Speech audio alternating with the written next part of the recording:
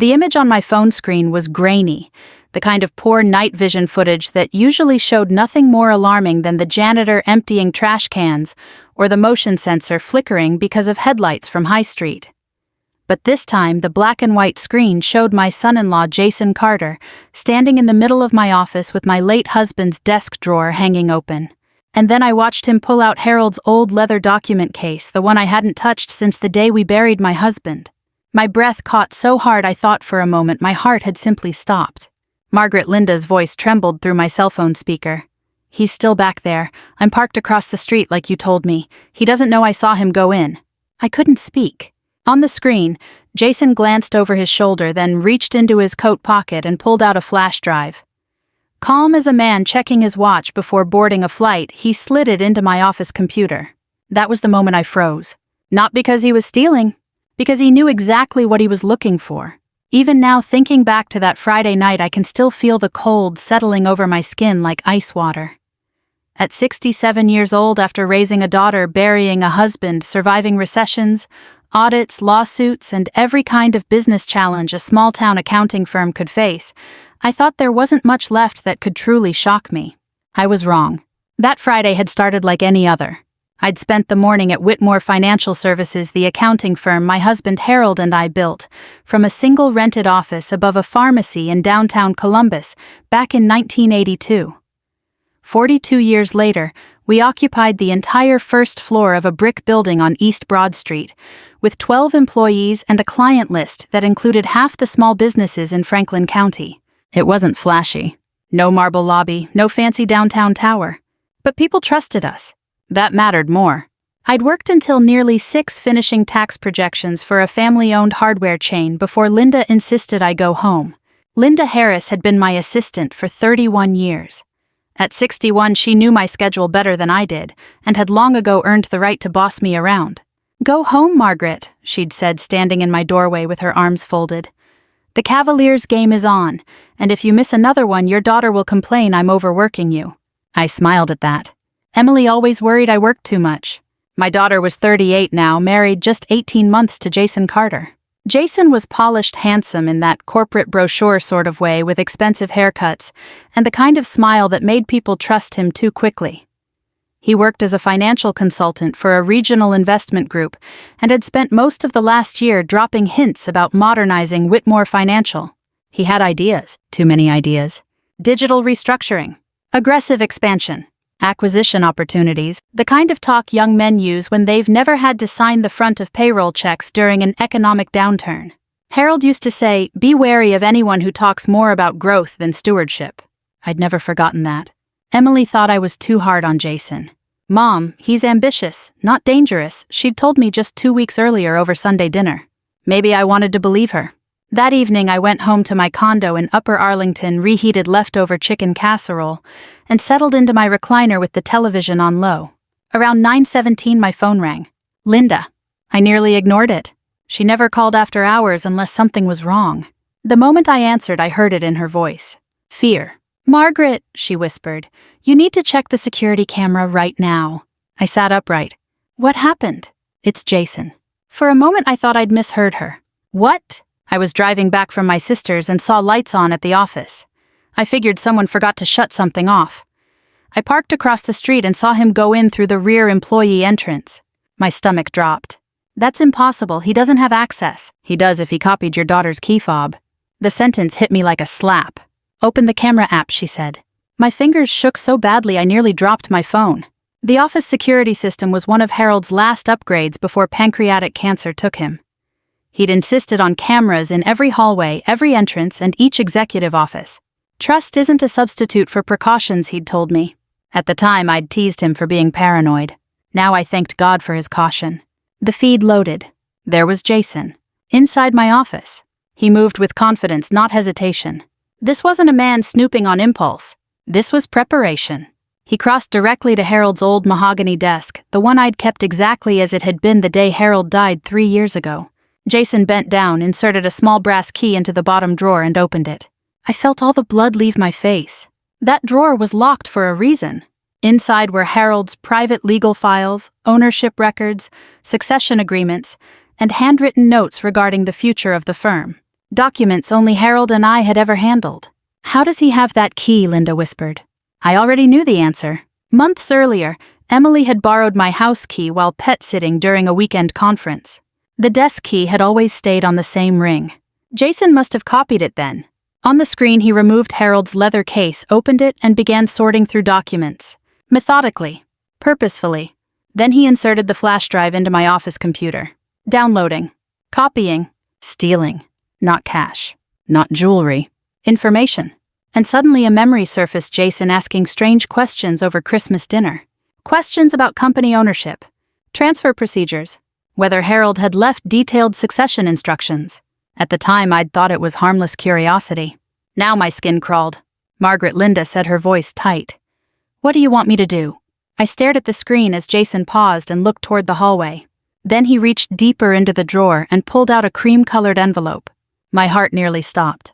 It was the sealed letter Harold had left for me, the one marked, "For Margaret only, to be opened when the time is right."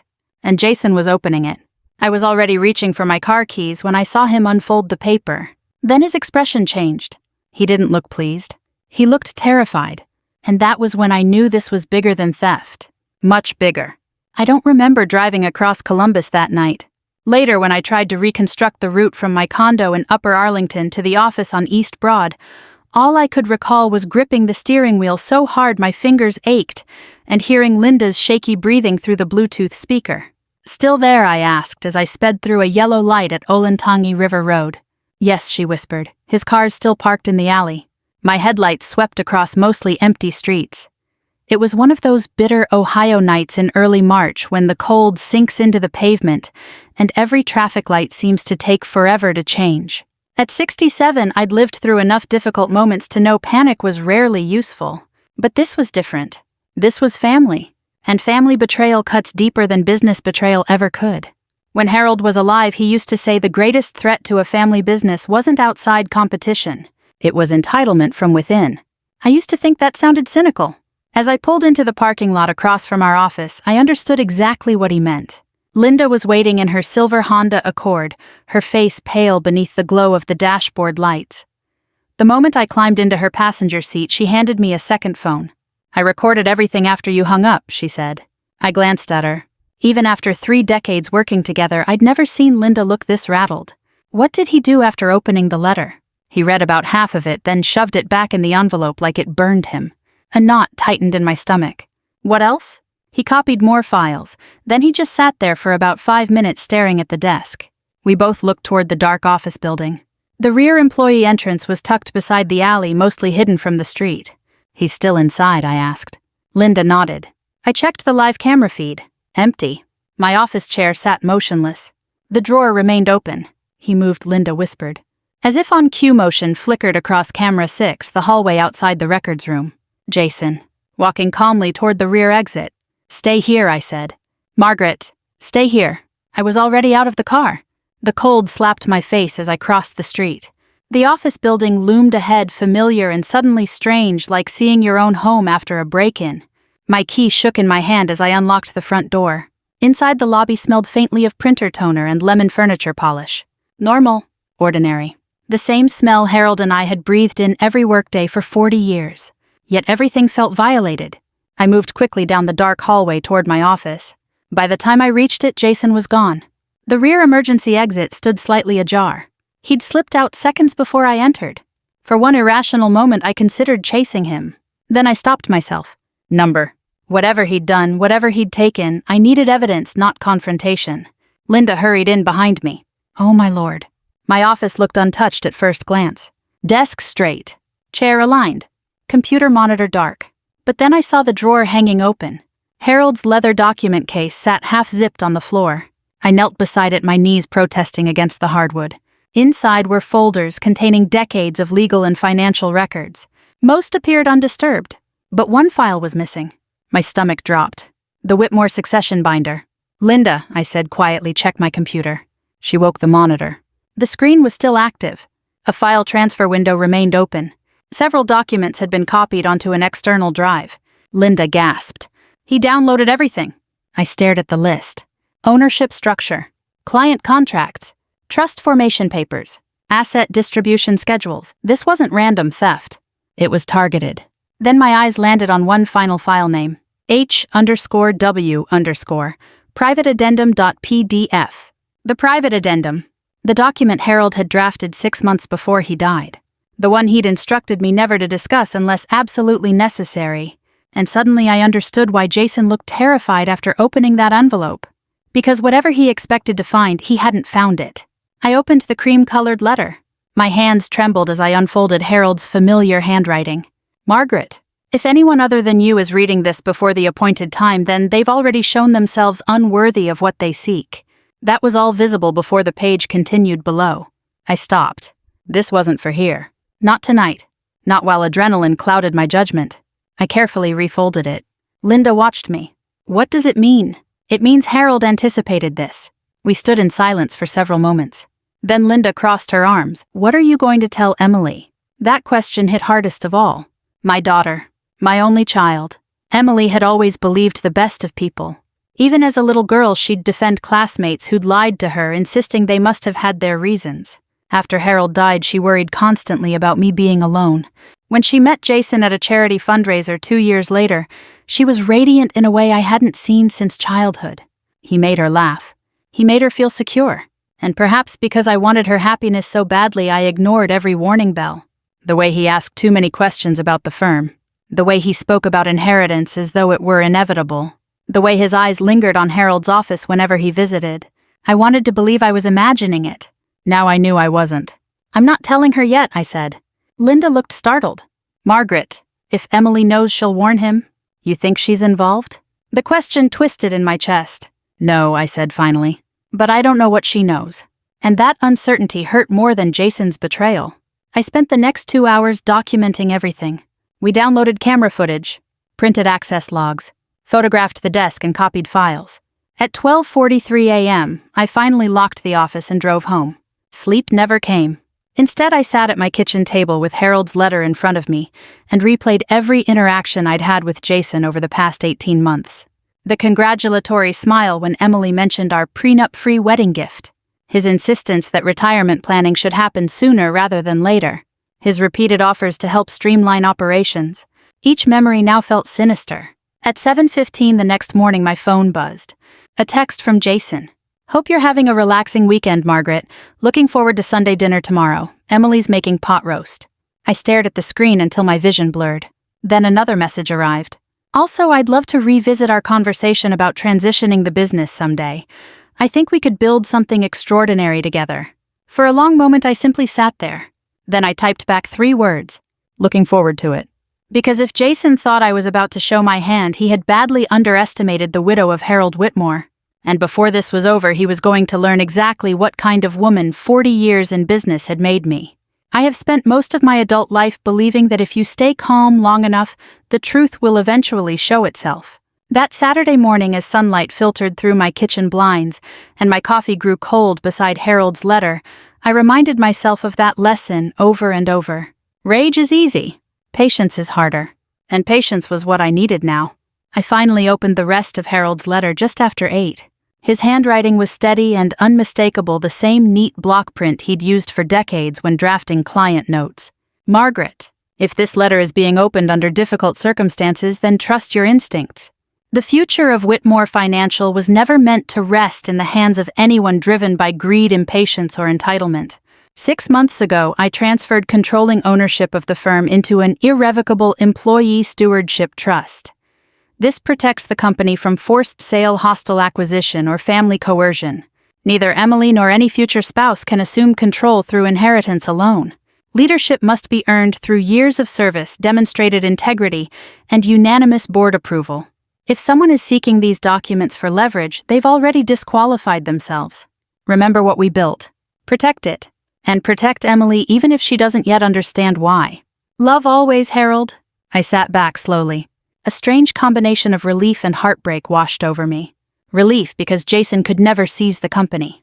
Heartbreak because Harold had seen this possibility long before I had. He had anticipated ambition cloaked as devotion. He had prepared for it. And somehow, even in death, he was still protecting me. By 10 o'clock, I was seated across from Harold Benson in his office on South 3rd Street. Harold Benson. Yes, two Harolds in my life, which had confused people for 40 years, had been our attorney since the Reagan administration. At 72, he was lean, sharp-eyed, and irritatingly fond of bow ties. He reviewed the security footage in complete silence. When it ended, he removed his glasses and rubbed the bridge of his nose. Well, he said, finally, your son-in-law has all the subtlety of a raccoon in a locked pantry. I almost smiled. Can he do anything with what he copied? Legally, no. Illegally. His expression hardened. That depends what he intends. I slid Harold's letter across his desk.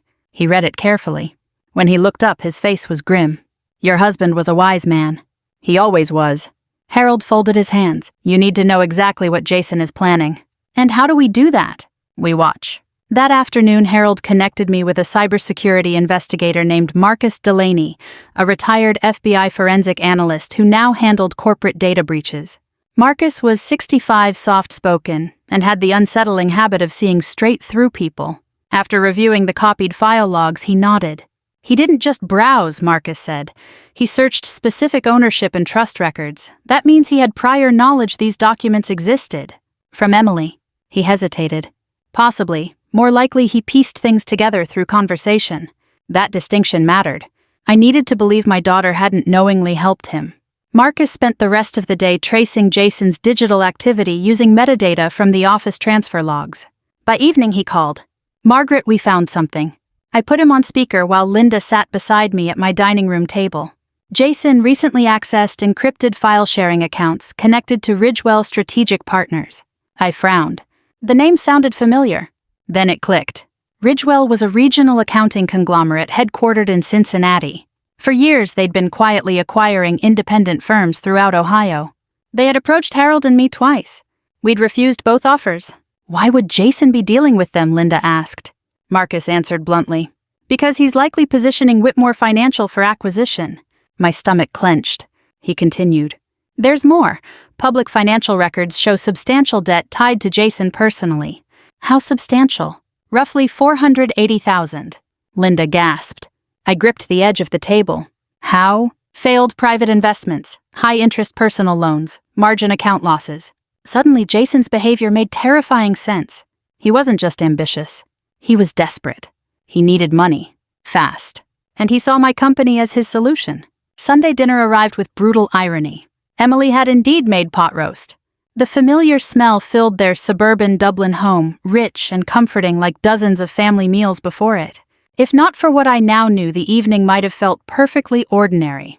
Jason greeted me at the door with his practiced smile. Margaret, good to see you. I looked directly into his eyes, not a flicker. No guilt. No anxiety. Nothing. The sheer confidence of his deception chilled me more than anger ever could. During dinner, he was charming as ever. He refilled my wine, asked about the Cavaliers, complimented Emily's cooking. Then casually he said, I've been thinking a lot about legacy lately. I nearly laughed at the audacity. Oh, he nodded. Businesses like Whitmore Financial need forward-thinking leadership. Timing matters. Across the table, Emily smiled. Jason's always full of ideas. I studied her face carefully. Open. Relaxed. Oblivious. No sign she knew what he'd done. That realization brought both relief and sorrow. She had married a stranger. After dessert, Emily stepped into the kitchen. Jason leaned toward me. His voice dropped. When you're ready to discuss retirement planning seriously, I hope you'll keep me in mind. There it was, the mask slipping just enough. I smiled politely. I'll certainly remember that. His expression brightened. He thought he was making progress. He had no idea he was standing inches from his own undoing. Later that night, Marcus emailed a final report. Attached were copies of recent messages between Jason and a Ridgewell executive. One line made my blood run cold. Once succession documents are confirmed, transition announcement can proceed publicly by quarter end. He was planning to announce control before securing it. A pressure tactic. A public ambush. The arrogance of it was breathtaking. I printed the email and set it beside Harold's letter. For the first time since Friday night, my fear gave way to something colder. Resolve. Jason believed age had made me cautious. Predictable. Easy to maneuver. He was about to discover what younger people so often forget. You do not survive 6 decades, bury the love of your life, and build a business from nothing without learning exactly when to stay quiet, and exactly when to strike. And as I turned off the kitchen light that night, my phone buzzed with a calendar reminder. Whitmore Financial Annual Client Appreciation Dinner, Thursday, 7 p.m. I stared at the screen. Then I smiled. If Jason wanted a public stage, I would gladly give him one. Thursday evening arrived gray and wet, one of those cold spring nights in Ohio when the rain hangs in the air like a warning. The annual Whitmore Financial Client Appreciation Dinner had been a tradition Harold started nearly 30 years earlier. Every April, we hosted our longest-standing clients at Scioto Country Club for dinner updates and a few words about the year ahead. It wasn't extravagant, just good food, old relationships, and the kind of steady familiarity that small businesses are built on. Harold used to call it our thank you supper. That night, as I stood before the mirror fastening the pearl earrings Harold gave me on our 25th anniversary, I hardly recognized the woman staring back. Calm, composed, and carrying enough fury beneath the surface to level a building. I wore navy blue, Harold's favorite color, on me. If this was going to be a battle, I intended to face it looking exactly like the woman who had built Whitmore Financial from a folding desk and a second-hand adding machine. Linda met me in the country club parking lot. "You look terrifying," she said approvingly. Good. Marcus had spent the previous 48 hours compiling everything. The copied files, Jason's debt records, the Ridgewell emails, the forged internal authorization forms he'd prepared but not yet filed. The evidence was airtight. Still, Harold Benson had advised patience. Let him move first, he'd said that afternoon. People like Jason always overplay confidence. As it turned out, Harold was right. The ballroom was nearly full when I arrived. Round tables dressed in white linen stretched beneath warm chandeliers. Familiar faces turned toward me, people Harold and I had worked with for decades. Frank and Denise Mercer from Mercer Hardware. Bill Patterson from Patterson Auto Supply. Old Mrs. Keating, who still brought me Christmas cookies every December. People who had trusted us with their businesses, their payrolls, their retirements, their children's college planning. This company wasn't just numbers on paper. It was history, community, stewardship. And somewhere across that room stood a man who thought it could be packaged and sold. Emily hurried toward me, smiling. "You look beautiful, Mom." She kissed my cheek. I studied her carefully. There was no strain in her expression, no secret anxiety. If she knew what was coming, she hid it remarkably well. "Thank you, sweetheart." Then Jason appeared beside her, polished as ever in a charcoal suit and burgundy tie. "Margaret," he said warmly, "big night." I met his gaze. "Yes, I believe it is." For just a fraction of a second, confusion flickered across his face. Then his smile returned. Dinner began pleasantly enough. There was roast chicken, green beans, almondine, and the usual stories passed between clients who had known one another for decades. I laughed when expected, answered questions, accepted compliments, all while watching Jason work the room. He moved from table to table with smooth confidence, shaking hands, charming clients, positioning himself. He was campaigning, building familiarity, laying groundwork. At one point, I caught Harold Benson watching him from across the room. He gave me the slightest nod. "Ready?" By dessert, I could feel the tension humming beneath my skin. Then Jason stood. He tapped his water glass lightly with a spoon. The room quieted, and right on schedule, he made his move. "I'd like to say a few words," he began, smiling broadly. Emily turned toward him, startled. "This wasn't on the program." Jason continued anyway. "Many of you know Margaret has devoted over 4 decades to building one of the finest accounting firms in Central Ohio." Polite applause followed. He looked toward me. After years of extraordinary service, there comes a time when every great leader deserves rest and reflection. The room grew still. My hands folded neatly in my lap. He smiled wider. "I'm honored to share that Margaret has decided to begin stepping back from daily operations, allowing Emily and me to guide Whitmore Financial into its exciting next chapter." Silence. Absolute stunned silence. Across the table, Emily's mouth fell open. What she whispered. There it was, her shock. Real and unmistakable. Relief hit me so hard I nearly sagged in my chair. She hadn't known. Jason had blindsided her too. He pressed forward, clearly mistaking the silence for awe. "We'll be introducing modernization initiatives and strategic partnerships designed to expand our reach and ensure long-term growth." Strategic partnerships. Ridgewell. Several clients exchanged uneasy glances. I could almost hear Harold muttering from beyond the grave. Too much growth talk. Not enough stewardship. Jason lifted his glass. To the future. No one moved. Then I rose slowly to my feet. Every eye turned toward me. I smiled. Warmly, graciously. Exactly as Harold would have. "Thank you, Jason," I said. His shoulders visibly relaxed. He thought he had won. What happened next would become one of my favorite memories. I placed my napkin carefully on the table. Then I looked around the room. As it happens, I said, Jason is absolutely right about one thing. He beamed. I continued. Leadership transitions deserve transparency. His smile faltered slightly, which is why I'd like to invite all staff, key clients, and legal counsel to our office Monday morning at 9 for a formal succession announcement. The room buzzed softly. Jason's expression froze. I held his gaze. There are important developments everyone deserves to hear together. He swallowed. Margaret, perhaps we should discuss details privately first. Oh, I insist on transparency. A faint flush crept up his neck. Emily looked from him to me, her confusion deepening. But she said nothing. The evening ended stiffly. Clients departed with polite handshakes and curious glances. Jason remained tense and unusually quiet. Outside in the parking lot, Emily caught my arm. Mom, what is going on? Before I could answer, Jason stepped beside her. His smile was tight. Yes, Margaret, what exactly is Monday about? I looked directly at him. Closure. The word seemed to hit him harder than I intended. He forced a laugh. Well, I suppose we'll all find out. He guided Emily toward their car, his hand firm against her back. Too firm. And for the first time I saw something in my daughter's face I hadn't seen before. Doubt. When they drove away, Harold Benson joined me beneath the awning as rain drummed steadily onto the pavement. He knows, Harold said. Yes, good. I looked up at the dark Ohio sky. For 3 years after Harold died, I'd wondered if I still had the steel required to protect what we built. Grief changes a person, softens some edges, hardens others. Monday morning would answer that question, because Jason Carter had mistaken my silence for weakness. And in less than 72 hours in front of everyone whose respect he had tried to steal, he was going to learn just how dangerous that mistake could be. Monday morning dawned clear and cold, the kind of bright Ohio spring morning that feels deceptively peaceful. I arrived at Whitmore Financial at 7:15, long before the rest of the staff. For a few moments I stood alone in the lobby with my hand resting against the walnut reception desk Harold had insisted on refinishing himself back in 1994. I could still picture him there in old jean sleeves, rolled up sawdust in his hair, grinning like a boy as he admired his work. This place deserves craftsmanship, he'd said. He was right. Everything we built had been crafted carefully, and this morning I intended to protect it the same way. Linda was already in the conference room setting out coffee and pastries. She looked up as I entered. You sleep at all? About 40 minutes. Better than me. She handed me a fresh cup of black coffee.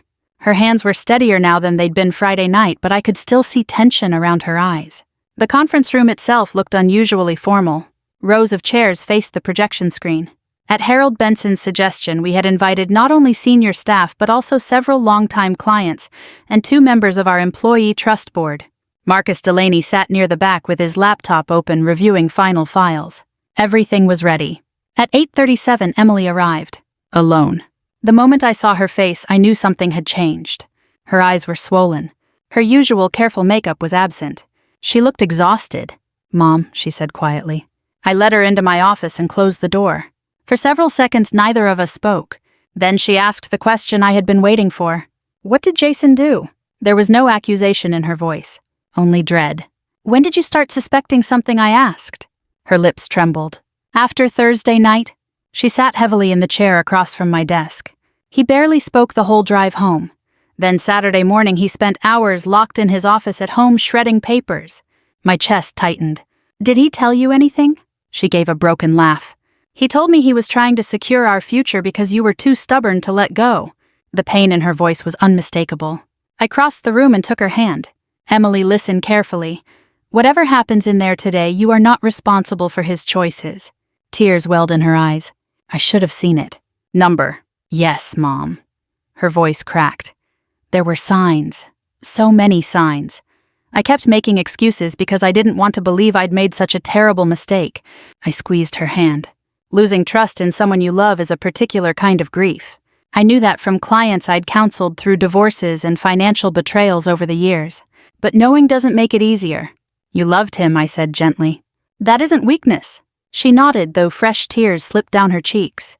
At 8:55, Jason arrived.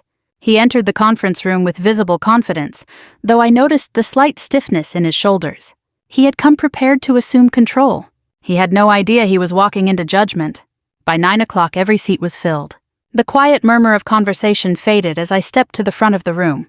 For one brief moment, I let my eyes travel across the faces gathered there. Employees who had given decades of loyalty. Clients who had trusted us with their livelihoods. My daughter.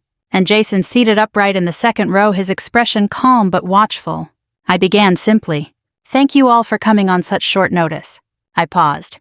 As many of you heard Thursday evening, Mr. Jason Carter made statements regarding a leadership transition at Whitmore Financial. Jason shifted slightly but said nothing. I folded my hands. Those statements were unauthorized, inaccurate, and based upon deliberate deception. The room stiffened. Jason stood abruptly. "Margaret, I think there's been some misunderstanding." "There has," I said evenly, "but not on my part." I nodded toward Marcus. The lights dimmed. The projector screen flickered to life. And there, in black and white clarity, appeared the footage from Friday night. The room fell utterly silent. No one moved. No one breathed. Jason's face drained of color as the video showed him entering through the rear employee entrance, moving through the hallway, unlocking my desk, removing confidential files and copying them to a flash drive. A collective gasp rippled through the room when the footage showed him opening Harold's sealed letter. Jason lurched to his feet. "This proves nothing." Harold Benson rose slowly from his seat. "On the contrary, Mr. Carter." He stepped forward, holding a thick folder. "This footage, combined with access logs, forensic transfer records, and these forged authorization forms recovered from your private email correspondence, establishes attempted corporate fraud." Harold handed copies to the Employee Trust Board.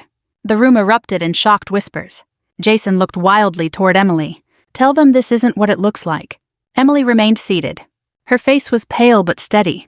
"No," she said quietly. The single word seemed to hit him harder than any accusation could have. Marcus then displayed the Ridgewell emails. Each message laid out Jason's plan with humiliating precision. Confirm succession documents. Publicly announce transition. Pressure ownership compliance. Facilitate acquisition. Profit from executive placement incentives. By now, Jason was visibly shaking. "This is absurd," he snapped. "Margaret's outdated management is killing this company. I was trying to save it." I met his gaze. "No, Jason, you were trying to sell what you never earned." Then came the final blow. Harold Benson addressed the room. 3 years ago, Harold Whitmore placed controlling ownership of this firm into an irrevocable employee stewardship trust. He let the word settle. Neither inheritance nor marriage grants control. Leadership must be earned through service and unanimous approval. Jason stared blankly. His entire scheme had been impossible from the start, and he had destroyed himself chasing an illusion.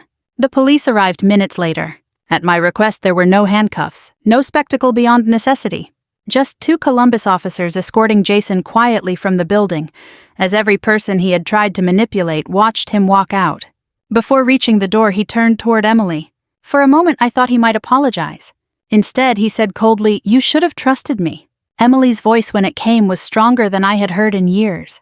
"I trusted who I thought you were." He had no answer for that. And as the door closed behind him, I realized something profound. Revenge is rarely loud. Sometimes it is simply the quiet unveiling of truth. Still, as I looked at my daughter sitting there with tears slipping silently down her face, I knew our hardest reckoning had only just begun.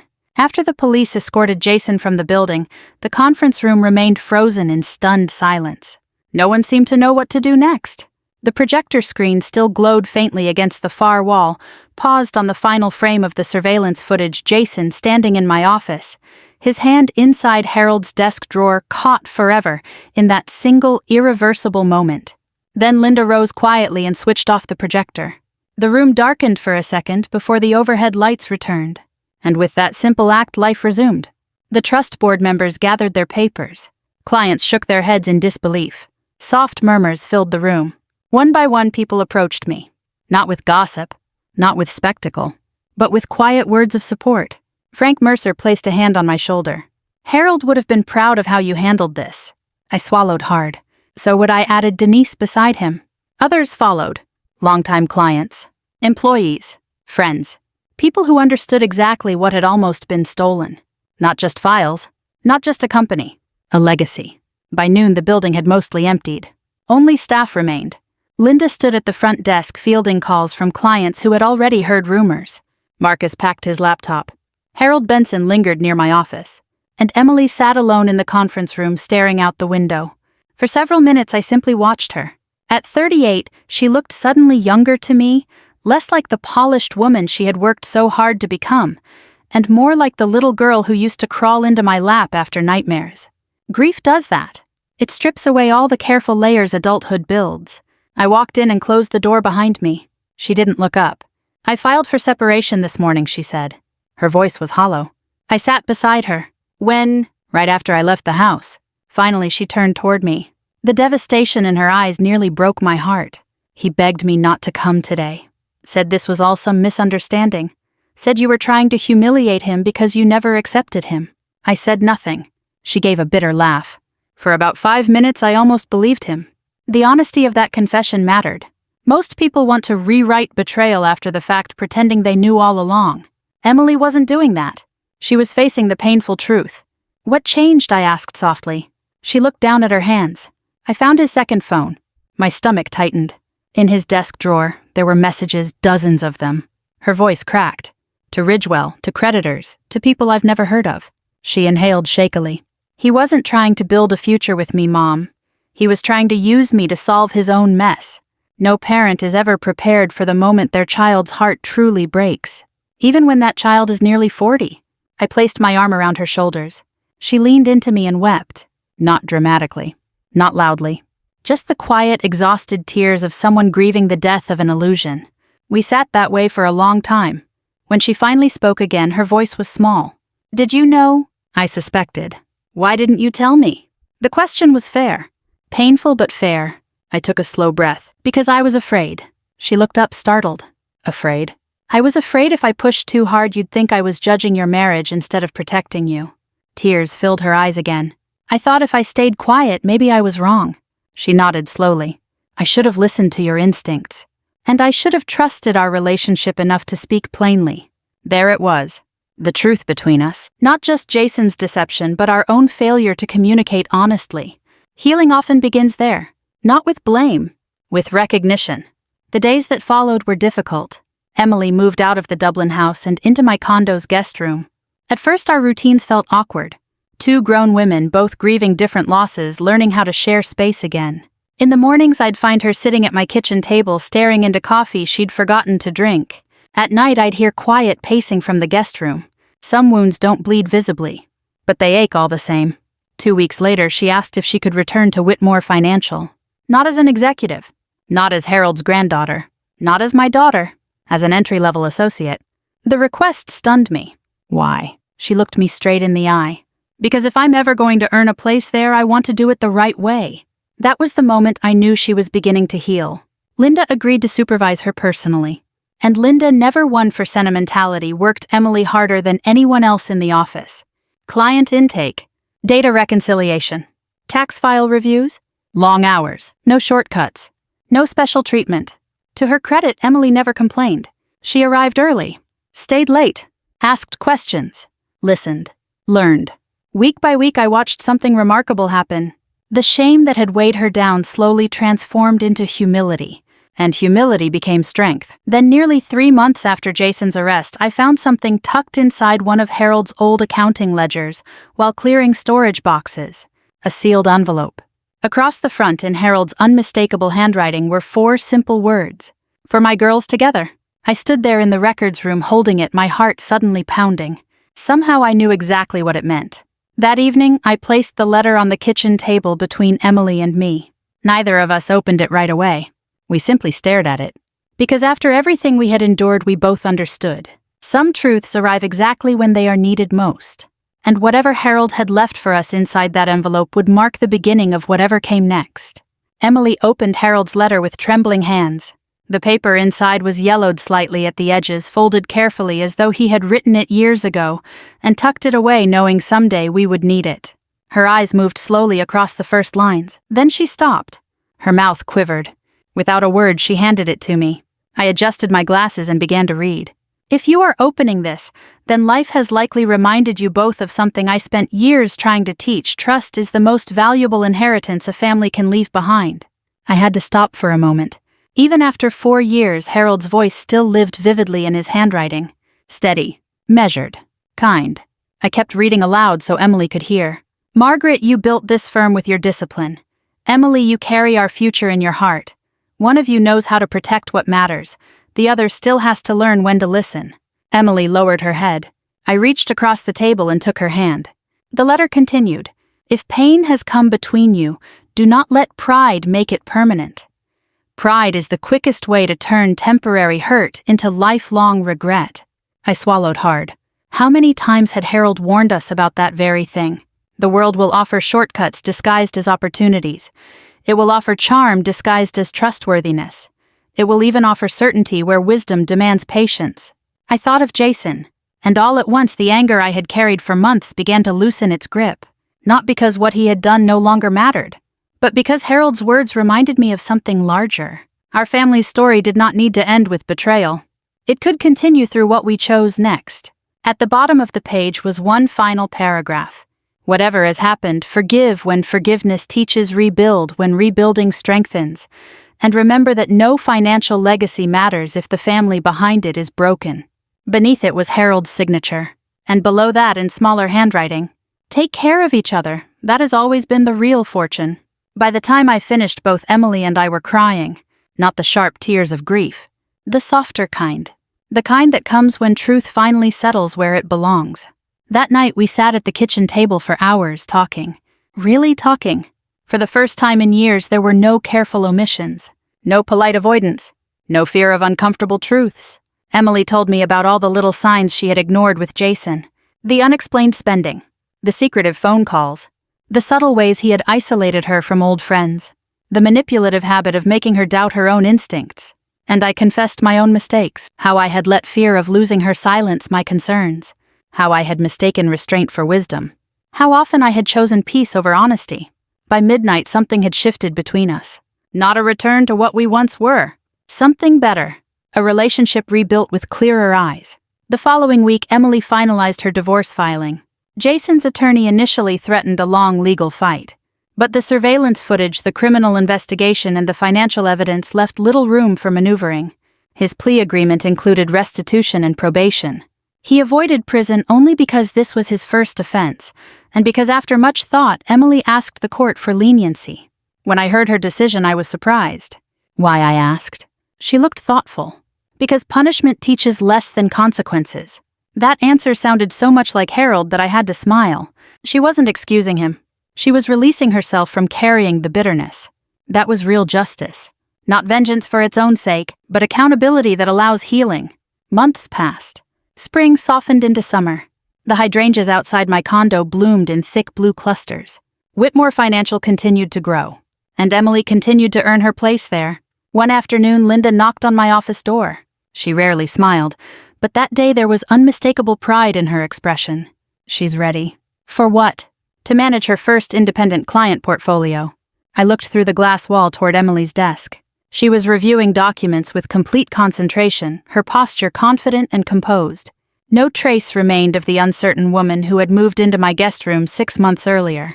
She had become steadier, wiser, stronger, not despite the betrayal, because she had learned from surviving it. That evening we celebrated with dinner at the same small Italian restaurant Harold and I used to visit every anniversary. Emily raised her glass. To second chances. I raised mine.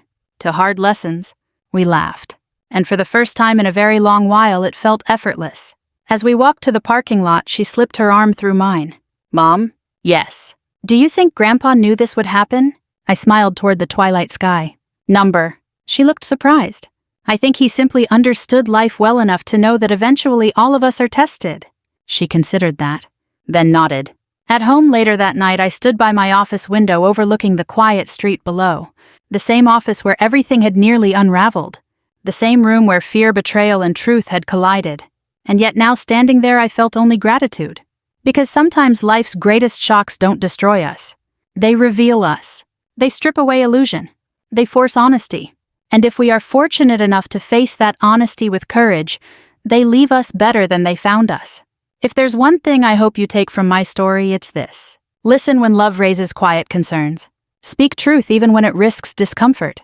And remember that protecting family sometimes means having difficult conversations before damage is done. If this story touched something in your own life, if it reminded you of someone you need to forgive or a truth you need to face, I hope you'll carry that reflection with you. And if these stories mean something to you, share them with someone who might need the reminder. Sometimes the lessons we survive are the very ones someone else needs to hear.